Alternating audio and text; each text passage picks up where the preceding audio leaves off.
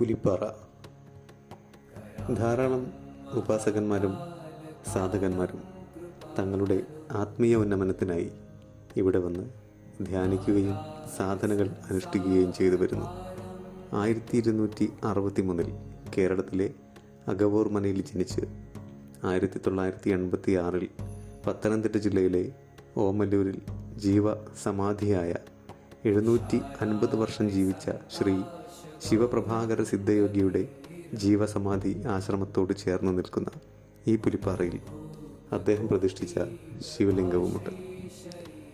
2023 December മാസത്തിൽ തമിഴ്നാട് ശങ്കരൻ കോവിലിൽ ഇദ്ദേഹം ജീവസമാധിയായതിനെക്കുറിച്ച് മനോരമ പത്രത്തിൽ വാർത്ത പ്രസിദ്ധീകരിച്ചിരുന്നു.